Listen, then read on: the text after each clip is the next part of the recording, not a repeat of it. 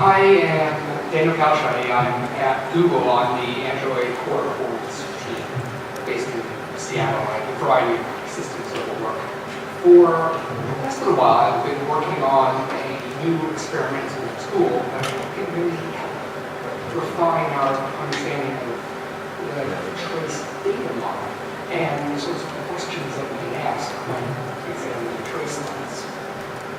Cybersprint. I've been mentoring her for a while. She's still pretty early in her career. And recently she's gotten into some data analysis. So we were hanging out one day and she turned to me and said, "What's that language that people use to talk to databases? How do you pronounce it?" And I said, "Well, some people say SQL, other people say SQL. Say SQL." And then, well, she just looked at me and said, "Well, I've looked at this language, and I think it should obviously be pronounced SQL." And I mean, she has a point. It has sort of a secondary role these days to imperative data analysis for explicit loops, maps, and hash tables. But I'm a fan of declarative functional data analysis, and this tool is an exploration of how we can apply that to traces. And it's, at a concrete level, a custom SQL database. It's column-oriented, it's local, it's specialized in a way for trace analysis. It contains a couple of moving parts. There's the core database name itself, which is a conventional SQL evaluator with flexor and parser and query planner and things like that. There's an interactive REPL that you can use to talk to it, analyzing traces. And there's also a GUI component that uses the database backend as a data source for interactive client graphing, loading, filtering, and other fun data analysis activities. I'm not going to talk about GUI today, unless we have a lot of time at the end. I want to focus more on query language and how we can use it. The reason I wrote this in the first place is that it's hard to anticipate exactly what you need from a trace, particularly when you're not analyzing a trace looking for a metric, accumulated CPU time in this processor's name I don't know. You often want to look for optimization opportunities or patterns and correlations that you didn't even know were there. It's more of an open-ended activity than anything else, and you need a tool that's flexible enough to not only query a trace, but explore it as well. And it's hard to do that with the existing tools. It's important to separate trace analysis activity into two primary parts that we conflate the name trace analysis, but there's inspection analysis, where you have a particular scenario in mind, say compiling an external or clicking a particular button and measuring its latency. You can run it over and over again, control the button. And in a setup like this, you can use runtime aggregation, runtime analysis. Very good for tools like BPF trace to probe the system activity. But there's another thing you can do with traces, a more retrospective approach, a more forensic approach, where you might have a clones book that's hard to reproduce, and you, I think it's pretty unmentionable, keep your phone in the pocket all day, collect tens of gigabytes of trace volume, and then you have to figure out what happened. And tools for this are hard to come by. And it's important that we be able to work in this flow just as well as we can work in the inspection mode, where we have the ability to probe and vary and dig into a line system. So DCTV is focused on the retrospection mode of trace analysis. It's also useful to think about what analysis is on a fundamental level. It's about building abstractions. It's about moving data from a very raw, very physical level. It was like this process was switching at time t, this other process was switching at time t plus 5, to higher level concepts like this process ran for 5 minutes of time. And then higher and higher level contexts as you reach a point where you're able to directly interact with the abstractions you've built to answer the questions that you want to pose. Most of the time we do this implicitly. Our frames are pretty good at it most of the time, but there are limitations. Mostly because we have relatively small working memories and we're adding up tons of figures in our heads. DCTV is designed to model these intuitively built abstractions and allow users to manipulate them, use them as the basis for further analysis, for further abstraction on top of them, and develop a lot of analysis power using a very general tool.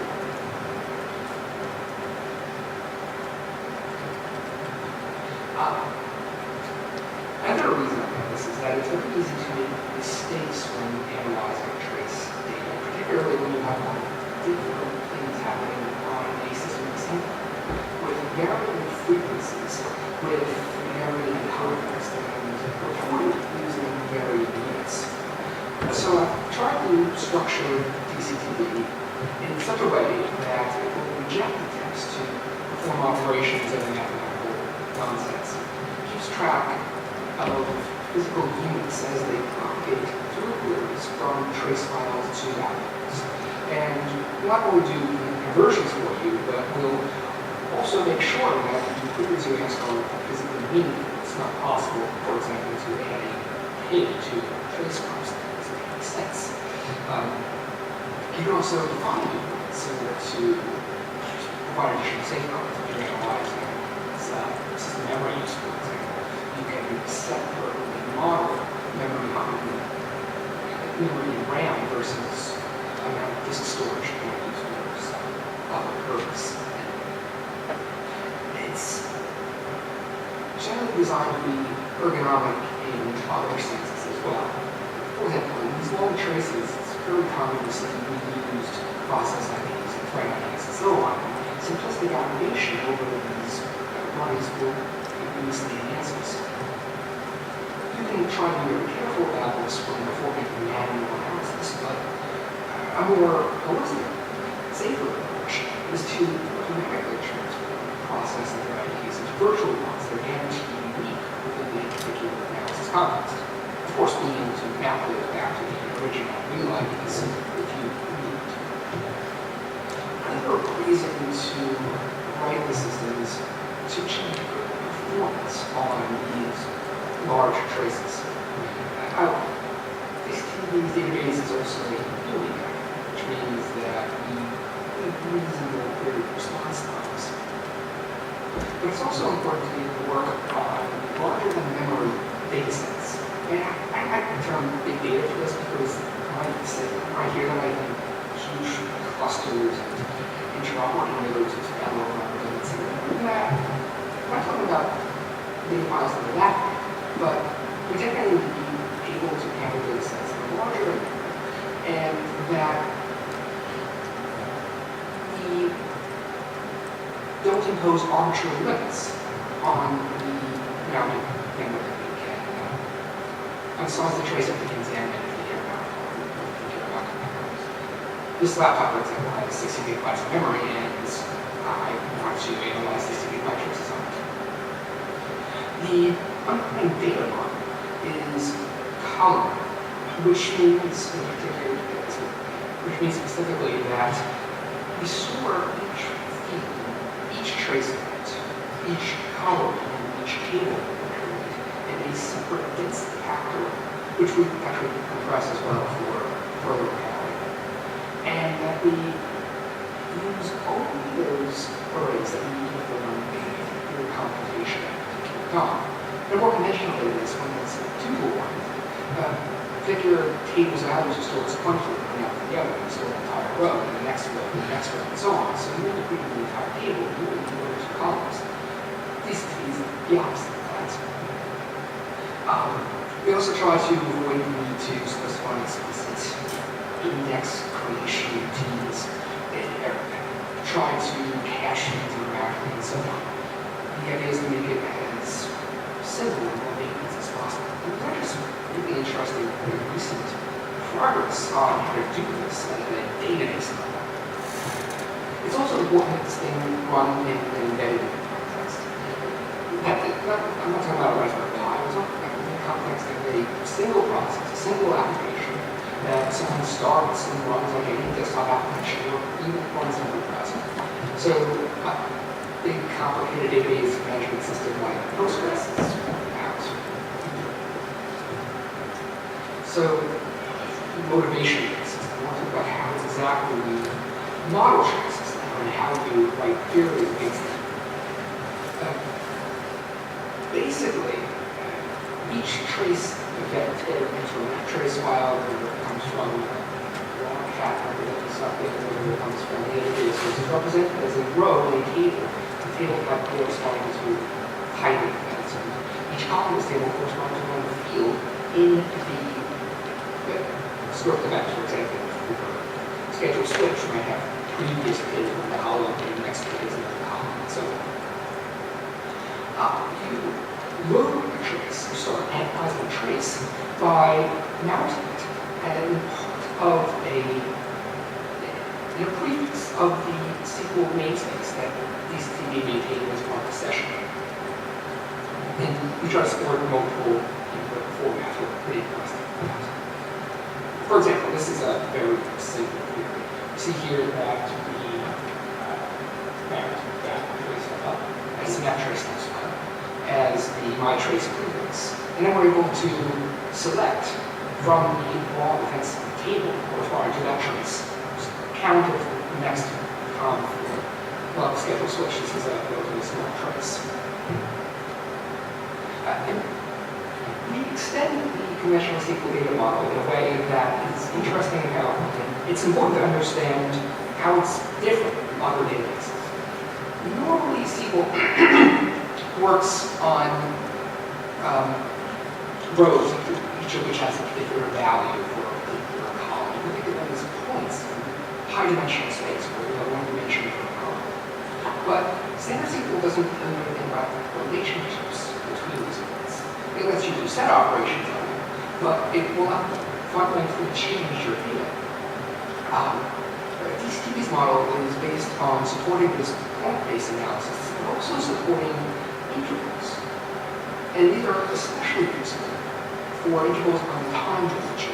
And I'll get to in a moment how this really helps simplify some of the questions that we can ask of trace files. We represent these intervals in special tables called span tables. It's interesting, the previous presentation used the same word for nearly the same concept. A span is a continuous unit interval of time, as a start time, a duration, and its closed open interval. We also support what are called event tables, which represent things that happen instantaneously between two points in time. And there are operations that combine spans, events, and so on. I don't have time to talk about all the operations that we support, but I want to give you a flavor. This is a really simple span table, and some subsequent slides will use a similar visual representation, so it's important to understand what's going on here. We have just measurement light. We can change color. At time 1, it becomes red, and it stays red until time 3, at which point it switches off. And it switches on again at time 4, and it stays green until it switches off at time 5. The top table is the conceptual representation of this change in state. The bottom table is the physical span table representation of this logical state of history. You see here that we have time stamp, duration, and then we have properties attached to each of these intervals. We call those payload properties. And you can have as many of them as you want. The important thing is that these properties act like gauges, and that's they can't just be counts of what happened during the span. They have to be things that are constant the entire life of the span. If you split a span, then you split a span. You split the span, and each of the two halves, if labeled with the payload properties of the original span, need to make sense. In this case, if you divide the red span into two parts, each of which has red color payload, it would still be correct. So, elaborating on that, we introduced the concept of a partition span. Span table like this represents one timeline, one object with properties that change over time. A partition span table includes multiple timelines in a single module, single physical table. And this representation is really useful for system tracing because it comes up again and again that we have multiple objects, each of which is similar, that have similar properties but that vary. For example, different CPUs might schedule different processes. Different processes might go through different life cycle states. In the physical representation of a partition span table, we still have the time stamp and the duration columns. We mentioned we mark a special column, namely vary, and it's the partition column. The value of that partition column determines the partition to which that row, which represents that span, belongs. And span tables are required to be ordered by increasing time span, and spans within a single partition cannot overlap. Now, yes, we can represent hierarchies. We do it in a different way than we would if you directly link spans together. And I can get to that separately if I have time. But for now, spans do not overlap. So we have these spans. You might have one in a table, you might have several in a table. You can query them, you can perform applications in them. But that's not very useful on its own. What's really interesting is being able to combine spans. Because spans represent data that's required from different parts of the system, different purposes. And you need to align them with operations that have that in sense on the screens automatically using expressive count. The first operation I want to talk about is called span join. Permiano mentioned this operation briefly near the end of his presentation, supported in both Perfetto and DCTV.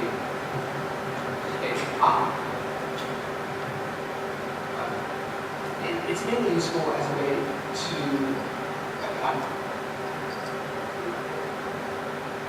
ask questions that involve the changes in multiple properties. This diagram is from the DCTV manual. I will try to make it more fun, where the meter is a magical detective. A bunch of spells were cast by an acolyte recklessly, and the detective is tasked with trying to figure out, okay, given the history of the spells cast, what happened? So here we have this variable, and it's had size and species of spells cast on. So from time 1 to time 3, it was tiny. Time 3 to time 4, it was giant. And then from time 1 to time 2, it was a fish. From time 2 to time 4, it became a squirrel. And we want to know, over time, what the animal looked like. And the span join operation takes these two different times, these two different histories. And you can see that the times don't line up. The span join generates a span table with span boundaries corresponding to any boundary in any of the index. This way, the properties of each span in the resulting span table are invariant across the span and the user use the work. This is a more systems-y example of the same thing. So here we have two span tables. The time slices of the CPUs, that is, what processes they're running from. And we also have CPU frequency changes. These don't change at the same time. Frequencies generally change much slower than processes. But here, in the last query in this slide, we're able to nevertheless multiply frequency and duration of the span join of these two very generous tables and produce a nice table of spans that tell us how many CPU cycles were executed at each point in time, or rather during each span. And done more conventionally, this would require either an explicit loop with that kept track of current process and current frequency at each time. Or it would require some really hairy SQL that code naming hacks that basically decipher. This is clear and it's hard to get wrong. Another operation that we support on the span is the span grouping operator. Span joins the way take spans apart. You span join two tables. The resulting table always has at least as many spans as the most standard forward remainder tables. That's because it only introduces a span boundaries. Span group, on the other hand, creates coarser spans than are presently in the tables. And the paper values associated with these output spans are the result of SQL grouping operators applied to payload values and input spans. This lets you do things like aggregate multiple data sources over intervals of time. It lets you combine data sources from disparate summarizations of system activity. Here, for example, we have a number on style here, and we apply max and min functions. So, span group operator combines the highly partitioned number of arms table with the relatively coarser periods table, produces an output table, but spans corresponding to the periods table here that reflect the summarized attributes of the input. This sort of theory it's interesting in a variety of ways because it lets you build generalized system activity summaries that can be parameterized, it can be used building blocks for other system activities. This is an interesting example of that.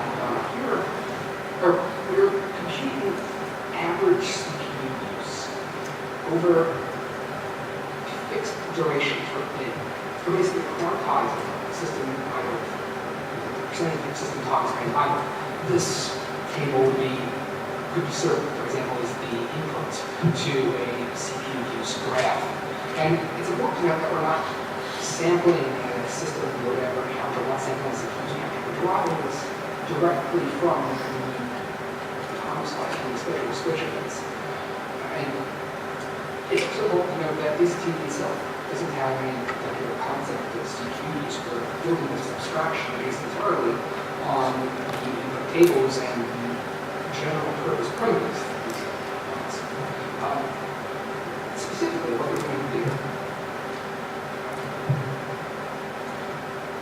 is we are first taking schedule and time slices table.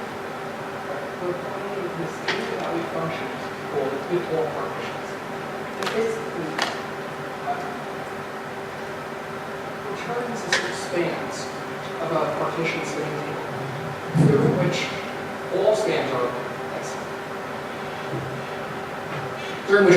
are present. And this function helps avoid errors that arise from analyzing very early parts of a trace file, for example, where just during the trace you might have events from a couple of CPUs, when all CPUs imported in yet. This function normalizes the data in essence.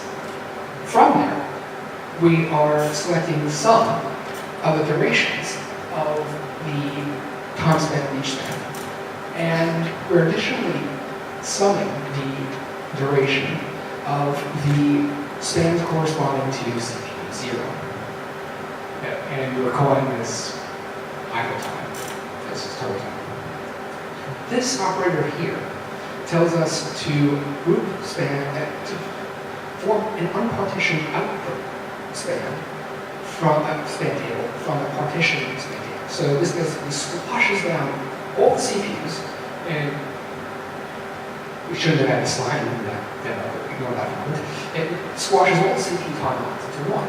This gives us the ability to look at overall system activity. Having created this table and given it a name locally in the context of this query called idle span, we then select the idle time ratio by squashing, by quantizing these very fine grain spans that we get from the time slices into these relatively big millisecond long spans that we generate using this quantize function. Then we select the first 5. This is why the duration is consistent in the output span table.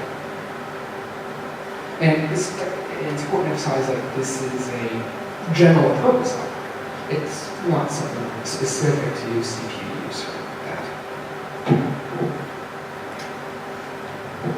This is another interesting query, and I want to spend a little bit of time walking through it.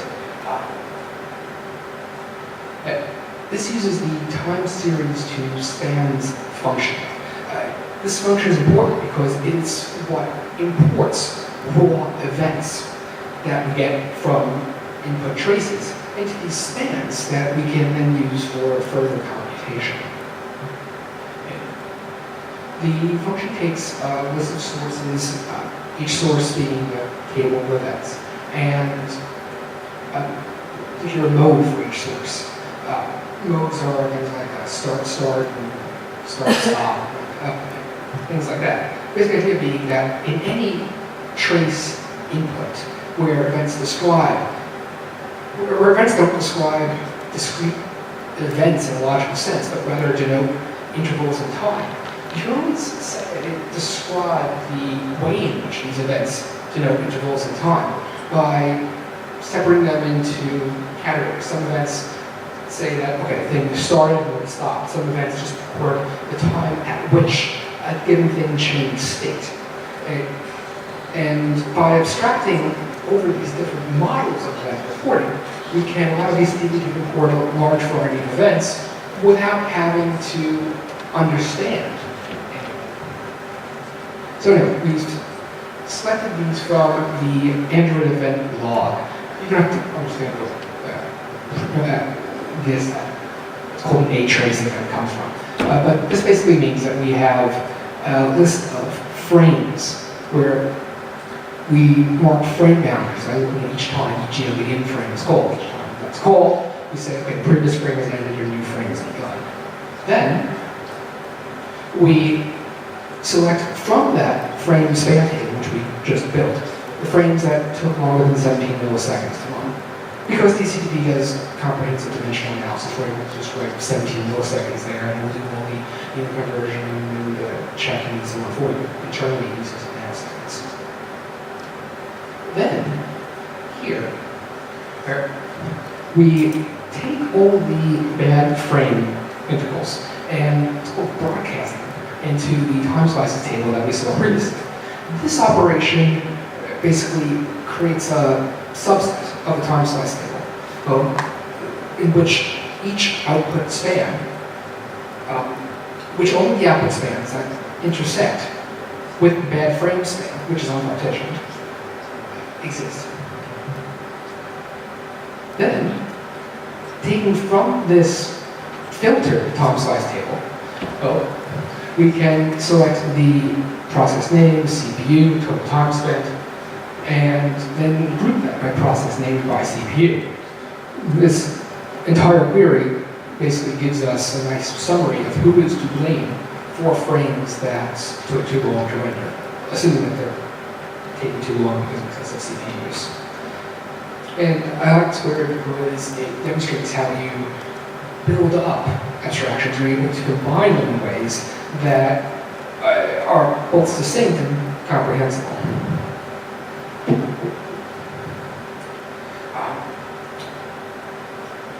So DCTV itself is about 40,000 lines of mostly Python and some C++ for the query operators themselves. It includes a bunch of multiprocessing facilities that allow for very fast, concurrent parsing and execution of queries. It's a replacement for the Python multiprocessing module that does object tracking across process boundaries. It's still an experimental system, and the query language can change at any time. There's no stable API right now. Eventually, the stable API will be the query language itself. It'll talk to like any other database. I plan on creating a library per se. And I'm looking forward to seeing what further kinds of analysis we can perform using a tool like this. Already it has sort of a standard library written mostly in DCTV SQL that allows you to extract useful properties from traces, like time slices, without having to start from scratch, like I did with the EGO render frame. Over time, this standard library will expand, and you'll have a rich selection of primitives and building blocks to build from when you want to answer questions like trace. A lot of times we're looking at memory activity in the system. Long-range correlation. You might want to ask, well, we have this heavyweight thread, it runs every 5 minutes, and we want to know how many low memory kills happen within 200 milliseconds of that thread running. And these are the sorts of questions that would require very verbose analysis to answer in a conventional trace processing system, and they're very succinct using something like this. Perfetto includes a similar system. Perfetto is based on SQLite virtual tables, whereas DCTV is a fully custom SQL engine. Using SQLite costs a bit of flexibility, but it also gains a degree of production readiness and rigor. And we're importing some of DCTV's operators into Perfetto.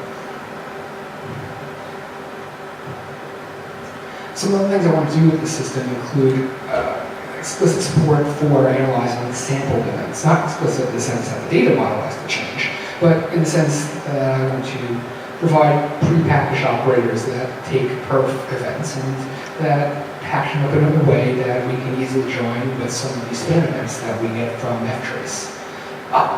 Another thing I want to do is implement imperative querying. Sometimes I'm a declarative query fan, but sometimes it really is easier to answer a question by just looping through the input data and keeping some state as you loop. SQL includes support for doing exactly this thing, involves using a part of the SQL language called SQL detail. You can open an iterator to table and pull values from the iterator, output tuples, and so on. We can actually support this in a pretty neat way inside DCTV by taking advantage of a Python library called Nulla. We can translate these little programs into Python programs and inject the Python, then integrate them into the query system as operators and expose their results just like you would in another table, without any sort of with no friction and with optimal integration into the query optimizer. Another thing that I want to work on is comprehensive stack collection from the rest of the system. I think I've spoken to some people here privately about that. And combining stack attribution of any event with the ability to limit and report events by stack, which we use in some other primitives that I haven't talked about, is incredibly powerful because it lets you basically attribute anything to a particular activity or a particular set of functions. I also want to work on more ergonomic support for working within the scientific Python and IPython community. Last thing I want to work on with the system is an ultimate spelling for some of these span operations. It turns out that if you transform one of these span or event tables into a virtual table with, say, one row per nanosecond, of course we can't actually realize such a table, but if you think of it that way, then a lot of operations that would otherwise require a fair amount of verbosity just become natural. I think it's a really powerful model of play that being able to switch between these two representations of the same real-time data. That's it for now. I'd love to take questions if anyone has them.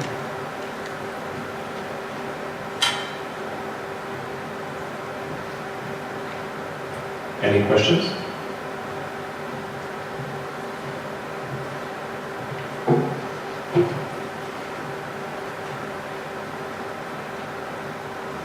Can I mount a gperf trace file?